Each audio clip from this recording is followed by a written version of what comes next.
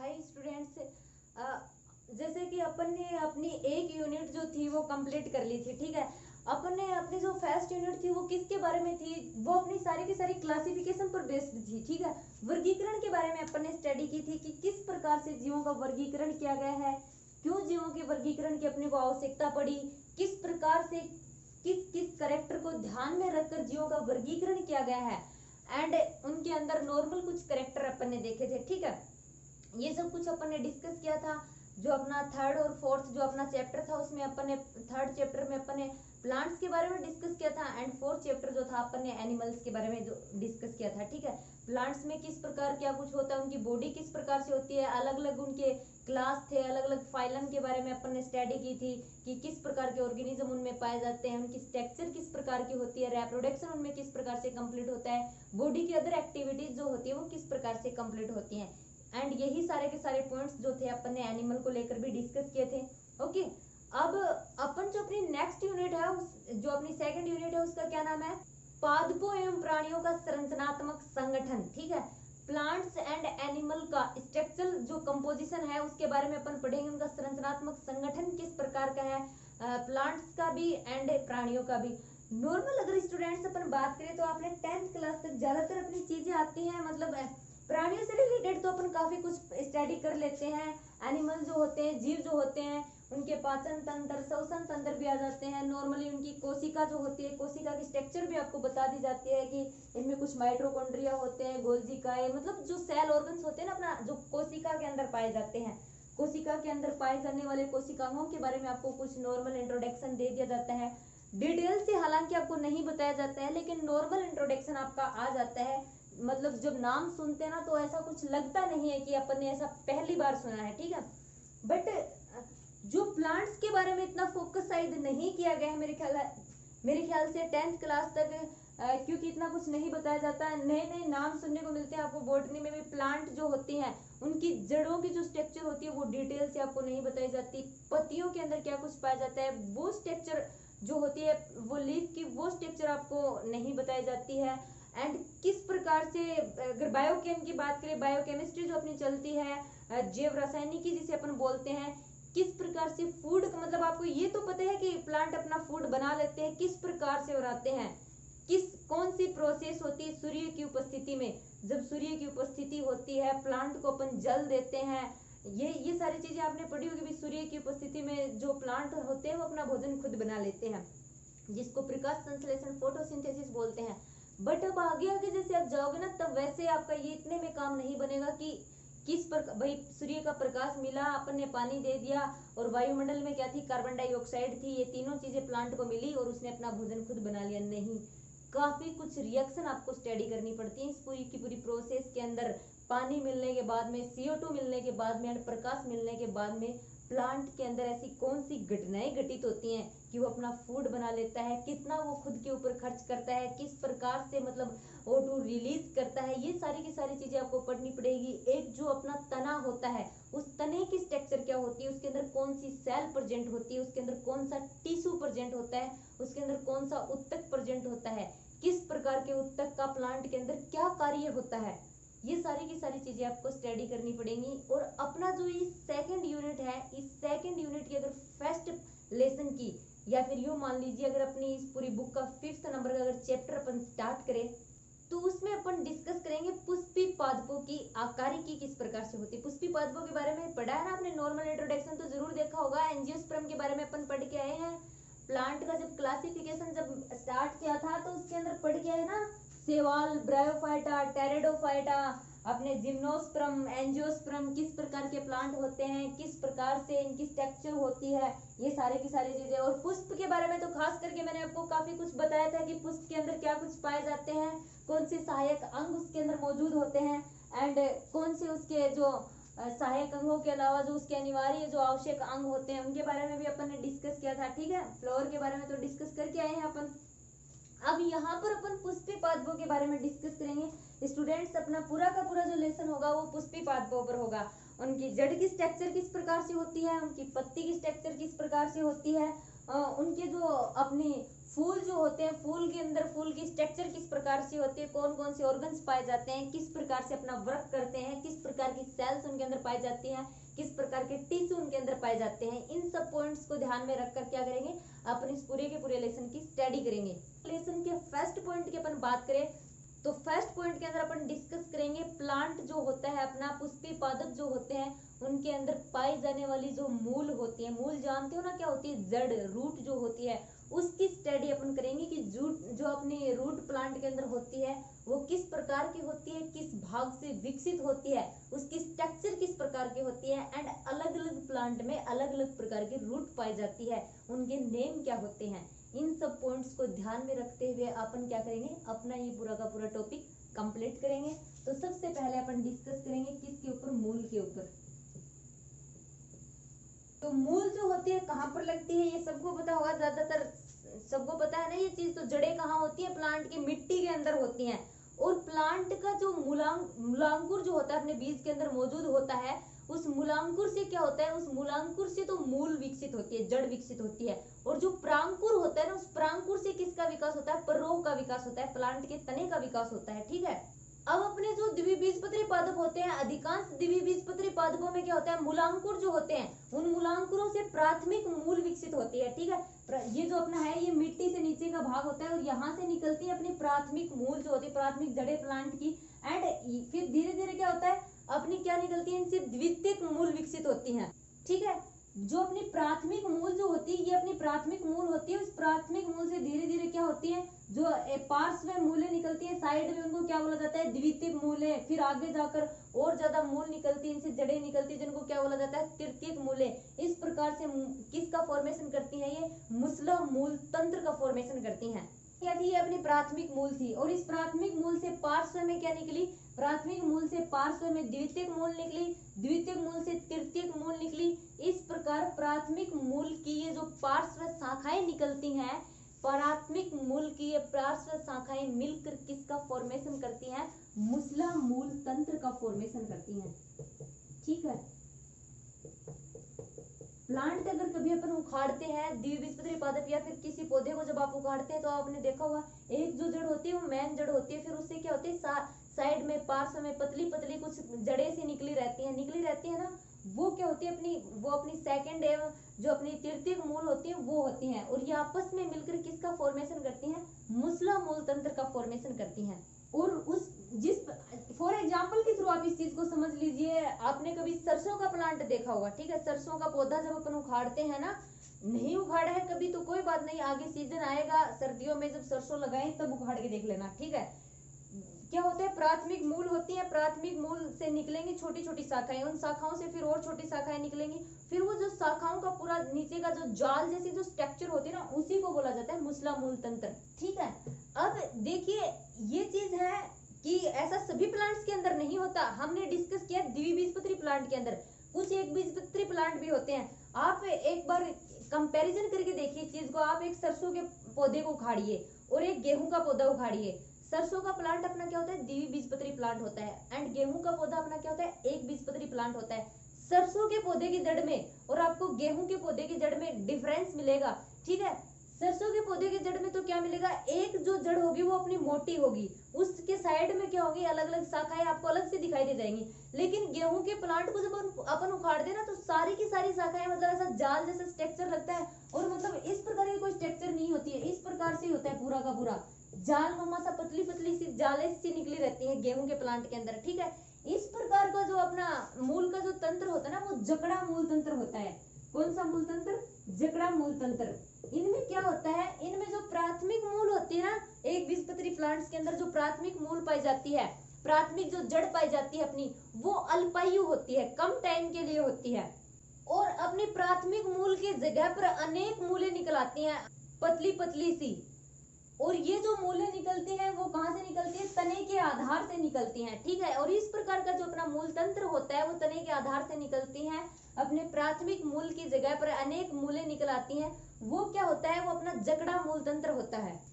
Example अपन ने इसका देख ही लिया, गेहूं के प्लांट में ऐसा पाया जाता है। अब अगर अपन कुछ, ये तो होगी मुसला मूल तंत्र की बात और जकड़ा मूल तंत्र की बात। अगर अपन एक अलग एग्जाम्पल की बात करें तो बरगद का प्लांट आपने देखा होगा कभी, या फिर कुछ घास भी होती है, उनके अंदर क्या होता है, जड़ें जो होती हैं, जड़ें जो होती है नॉर्मली प्लांट का जो मूलांकुर जो होता है, मूलांकुर से क्या होते हैं, जड़ों का विकास होता है। लेकिन कुछ प्लांट्स ऐसे होते हैं जिनके अंदर जड़ों का विकास मूलांकुर से न होकर प्लांट के अदर किसी भाग से होता है। उन जड़ों को क्या बोला जाता है, उन जड़ों को अपस्थानिक मूल बोला जाता है। ठीक है, मूसला मूल वो है जब एक प्राथमिक मूल होती है उसके साइड में पार्श्व मूलें निकल आती हैं कई प्रकार की। जगड़ा मूल वो है जिसमें प्राथमिक मूल अलग टाइम के लिए होती है, प्राथमिक मूल की जगह पर अनेक मूलें निकल आती हैं।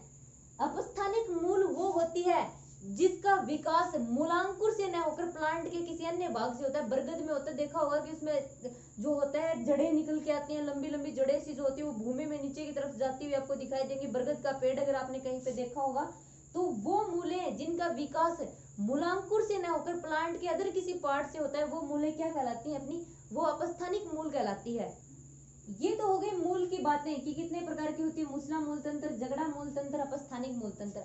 अगर अपन फंक्शन की बात करें, मूल के कुछ कार्य की बात करें, तो सभी को पता है जड़ का क्या कार्य होता है। जड़ जो होती है वो मिट्टी से पोषण प्राप्त करती है, खनिज लवण प्राप्त करती है, पानी प्राप्त करती है, ठीक है। एंड इसके अलावा वो मिट्टी में धसी रहती है, अपनी जड़ तो क्या करती है, प्लांट को जकड़ के रखती है, वो मिट्टी में धसी रहती है इस वजह से। एंड जो प्लांट के जो खाद्य पदार्थ होते हैं उन खाद्य पदार्थों का संचय करने का कार्य करती है। तो ये सब फंक्शन किसके द्वारा किए जाते हैं, अपनी जड़ के द्वारा किए जाते हैं, मूल के द्वारा किए जाते हैं। अब आगे अगर स्टूडेंट्स अपन मूल के क्षेत्र की बात करें, ठीक है, मूल के अंदर क्या कुछ प्रेजेंट होता है उस चीज के ऊपर अपन डिस्कस करें, तो इस चीज को अपन एक डायग्राम के थ्रू समझते हैं कि उसमें क्या कुछ होता है, किस प्रकार का क्या कुछ एरिया बनता है। हम बना रहे हैं प्लांट के जड़ का पार्ट जो होता है ना, वो बनाने की कोशिश कर रहे हैं। आई होप कि ये बिल्कुल जड़ जैसा ही बने और आपको समझ में आ जाए। ठीक है, ये जो है ये इनको भैया पत्तियां मत समझ लेना, ठीक है, मैं पहले ही बता रही हूँ अपन क्या बना रहे हैं, जड़ जो है उस जड़ का भाग बना रहे हैं। ये मिट्टी से नीचे का पार्ट है, आप ये समझ लीजिए, मिट्टी से ऊपर का कुछ अपन डिस्कस ही नहीं कर रहे। मिट्टी से ऊपर जो है प्लांट का तना पत्ती उनको अपन छेड़ेंगे नहीं, अपन अभी जड़ में ही घुसे हुए हैं, जड़ के बारे में डिस्कस करेंगे।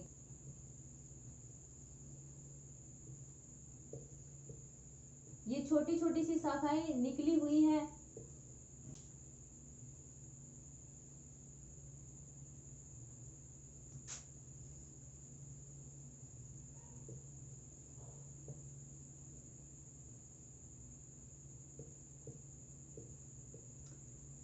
तो यहाँ पर अपन डिस्कस करेंगे कि कौन सी चीज कहाँ पर है।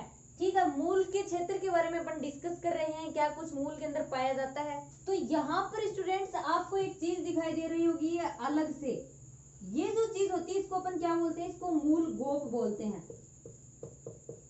और मूल गोप का क्या कार्य होता है, मूल गोप का ये कार्य होता है कि ये मूल शीर्ष जो है, ये इसका मूल का ये शीर्ष है, क्योंकि आगे का पार्ट है जड़ का, इसकी सुरक्षा करता है। ठीक है, इसकी सुरक्षा ये कब करता है, जब ये नीचे जमीन में मिट्टी में धस रहा होता है ना, उस टाइम इसको प्रोटेक्शन प्रदान करने का, इसका बॉडीगार्ड है ये।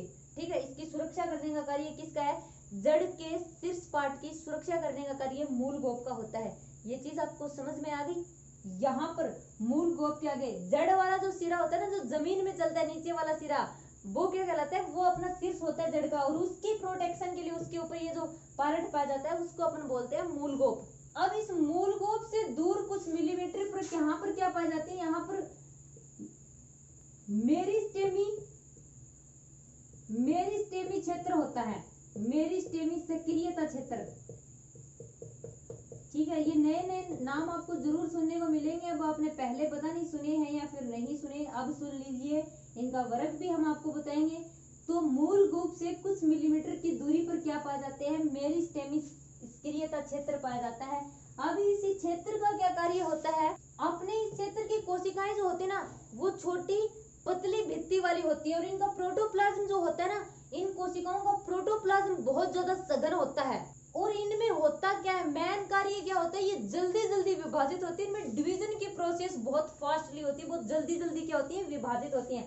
और प्लांट का जो मेरिस्टेमिक सक्रियता का क्षेत्र होता है, ये मेरिस्टेम में यहाँ पर सेल्स प्रेजेंट होती हैं, यहाँ पर इसी वजह से इनमें डिवीजन ज्यादा होता है। और क्या होता है, ये जो जड़ वाला ये पार्ट होता है ना, ये मिट्टी के अंदर जल्दी से क्या होता है, अपनी वृद्धि करता है। जड़ के पार्ट में वृद्धि इसी पार्ट की वजह से होती है, मेरिस्टेम सक्रियता क्षेत्र की वजह से। क्योंकि यहाँ पर जो ये मेरिस्टेम सेल, मेरिस्टेम में जो कोशिकाएं प्रेजेंट होती हैं, ये क्या करती हैं, इनका प्रोटोप्लाज्म बहुत ज्यादा सघन होता है। कोशिकाएं जो होती हैं वो बहुत छोटी होती हैं और पतली भित्ति वाली होती है और बहुत ज्यादा फास्टली डिवाइड होती हैं, डिवीजन बहुत जल्दी होता है। इसलिए जब सेल्स का डिवीजन होगा, कोशिकाओं की संख्या लगातार बढ़ेगी, तो क्या होगा, ये जड़ जो है इसके, ये जड़ भी अपनी बढ़ेगी और मिट्टी में जल्दी जल्दी ये क्या करेगी, वृद्धि करेगी। तो ये होता है अपना मेरिस्टेमी सक्रियता क्षेत्र। और ये जो होती है कुछ मिलीमीटर दूरी पर ही पाई जाती है, मतलब यहाँ से नहीं बोल सकते अपन, यहाँ पे देखिए कुछ यहाँ से स्टार्ट हो जाती है, कुछ मिलीमीटर की दूरी पर स्टार्ट होती है, मूल गोप यहाँ पर लगता है, यहीं से अपनी मेरिस्टेमी सेल्स जो होती है स्टार्ट हो जाती है, ठीक है, यहाँ पे होती है। क्योंकि ये वाला पार्ट जैसे जैसे ग्रो करेगा जल्दी जल्दी, तो ये अपनी जड़ की लंबाई बढ़ती जाएगी और जड़ की लंबाई बढ़ेगी, तो ये जो क्षेत्र होता है ना, फिर ये वाला पूरा क्षेत्र जो यहाँ पे आपको दिखाई दे रहा होगा, इस पूरे के पूरे क्षेत्र को क्या बोला जाता है, इस पूरे के पूरे क्षेत्र को दीर्घीकरण क्षेत्र बोला जाता है। क्योंकि मेरिस्टेम सक्रियता क्षेत्र की वजह से जड़ में क्या हो रही है, जड़ में बढ़ोतरी हो रही है, इसकी लंबाई रेगुलर बढ़ रही है, तो इसको इसीलिए बोला जाता है दीर्घीकरण क्षेत्र। और दीर्घीकरण क्षेत्र के पास की जो कोशिकाएं होती है ना, इनमें क्या हो जाता है, इनमें विविधता और परिपक्वता आ जाती है, ये परिपक्व हो जाती है, ये परिपक्व हो जाएंगे पीछे की, और यहाँ पर नई सेल्स बनती रहेंगी, ये नवीन सेल्स होंगी, पीछे जो सेल्स चली जाएंगी वो धीरे धीरे परिपक्व होती जाएंगी। तो दीर्घीकरण क्षेत्र के पास की जो ये कोशिकाएं होती है, इनमें परिपक्वता आ जाती है, इसीलिए इस क्षेत्र को क्या बोला जाता है, इसीलिए इसके पास के क्षेत्र को परिपक्व क्षेत्र बोला जाता है। ये ऊपर का जो पूरा का पूरा क्षेत्र आपको दिखाई दे रहा है, ये परिपक्व क्षेत्र है। क्योंकि किसी टाइम पर क्या था, ये जब छोटी थी ना, तब ये मान लीजिए स्टार्टिंग में ये इस प्रकार से थी, तो यहाँ पे क्या था, अपना मूल गोप यहाँ पे प्रेजेंट था, अपना मेरिस्टेम सक्रियता क्षेत्र यहाँ पे प्रेजेंट था, धीरे धीरे नीचे मिट्टी में चलती गई, तो अपना मेरिस्टेम सक्रियता क्षेत्र यहाँ पे आ गया, मूल गोप यहाँ पे आ गया, एंड ये जो एरिया है ये अपना पूर्ण रूप से परिपक्व होता गया, तो इसको क्या बोल दिया, इसको परिपक्व क्षेत्र। और इसमें धीरे धीरे वृद्धि हो रही नीचे, तो इसको क्या बोल देंगे, दीर्घीकरण क्षेत्र। ये अपनी सुरक्षा प्रदान करता है, जो अपनी जड़ होती है, तो इसको बोल देते हैं मूल गोप, ठीक है। तो ये अपना होता है परिपक्व क्षेत्र। और इस परिपक्व क्षेत्र से, ये जो अपना परिपक्व क्षेत्र है, इस परिपक्व क्षेत्र से ये साइड में जो ये संरचनाएं निकली हुई हैं, ये धागे नुमा जो संरचनाएं आपको दिखाई दे रही है, देखिए ये धागे नुमा जो संरचनाएं हैं, इनको क्या बोला जाता है, इनको बोला जाता है मूल रोम। क्या बोलते हैं इनको, मूल रोम बोलते हैं। और यही मूल रोम क्या करते हैं, यही मूल रोम मिट्टी से खनिज पदार्थों को और पानी को अवशोषित करने का कार्य करते हैं। ये होता है अपनी जड़ के अंदर का क्षेत्र। एक बार मैं फिर से बता रही हूँ, ध्यान से सुनना।